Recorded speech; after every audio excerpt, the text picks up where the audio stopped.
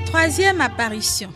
Ceux qui ont eu le malheur de donner du scandale durant leur vie souffrent beaucoup en purgatoire s'ils ne vont pas en enfer. Il est bien douloureux de souffrir pour ses propres fautes, mais on est bien plus durement traité pour celles qu'on a fait commettre aux autres. Or, combien d'âmes souffrent en purgatoire à cause de leur scandale? Un peintre, fort estimé pour sa vie pieuse, était à peindre un tableau dans l'une des maisons des Carmes lorsqu'il y mourut. Peu de jours après sa mort, il apparut à un religieux tout éploré et se débattant au milieu des flammes et le conjura d'avoir pitié de lui dans ses insupportables tourments. Le religieux lui demanda comment il pouvait être puni ainsi, lui qui avait vécu si pieusement. Il lui répondit que, dès qu'il avait rendu son âme, il avait été conduit au tribunal du juge suprême et avait vu plusieurs personnes se plaindre d'avoir eu des mauvaises pensées et succomber à des désirs impurs en contemplant une image immodeste qu'il avait faite. Ce qui les avait fait condamner à un terrible purgatoire en expiation des restes de ses péchés. D'autres, ce qui était bien pire, gémissaient en enfer dans d'éternels supplices à cette même occasion. Tous ces malheureux déclaraient qu'il était au moins digne des mêmes supplices pour leur avoir fourni cette pierre de scandale contre laquelle ils s'étaient brisés. Alors vinrent du ciel plusieurs saints qui prirent sa défense en expliquant que cette image mauvaise était une œuvre de jeunesse, expiée par la pénitence et par une foule d'autres saintes images qu'il avait peintes à la gloire de Dieu et des saints. Ces saints du ciel étaient ceux qu'il avait honorés. Ils sollicitaient son pardon en considération aussi des aumônes qu'il avait faites.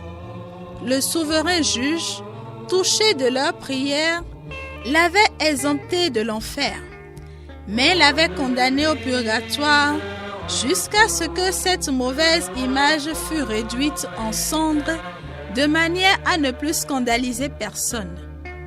Il conjura le religieux d'aller prier la personne qui avait cette image, de la brûler au plus tôt, puisqu'il fallait que cet instrument de péché fût détruit.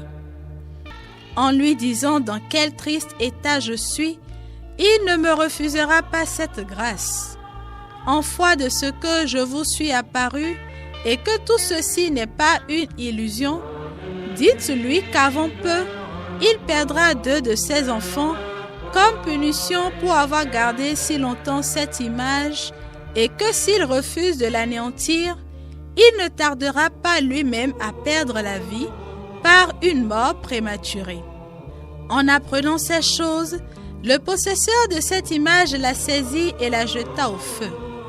En moins d'1 mois, il vit mourir ses 2 enfants et fit une rude pénitence de la faute qu'il avait commise. Pour la réparer, il fit peindre de belles et pieuses images des saints qu'il désirait avoir pour protecteurs au ciel. Ne regardons jamais de mauvaises images, n'en gardons jamais, puisque cela attire de si cruels châtiments en enfer ou en purgatoire. Pour les âmes du purgatoire, Notre Père qui es aux cieux, que ton nom soit sanctifié, que ton règne vienne, que ta volonté soit faite sur la terre comme au ciel. Donne-nous aujourd'hui notre pain de ce jour. Pardonne-nous nos offenses comme nous pardonnons aussi à ceux qui nous ont offensés, et ne nous laisse pas entrer en tentation, mais délivre-nous du mal. Car c'est à toi qu'appartiennent le règne, la puissance et la gloire, pour les siècles des siècles. Amen. Je vous salue Marie, pleine de grâce, le Seigneur est avec vous. Vous êtes bénie entre toutes les femmes, et Jésus, le fruit de vos entrailles, est béni.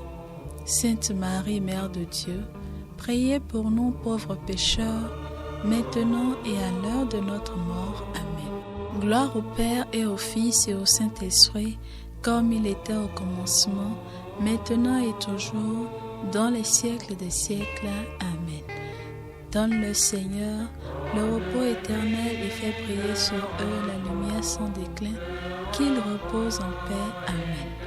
Notre-Dame de Montlégion, priez pour nous et délivrez les âmes du purgatoire. Donne-lui le repos.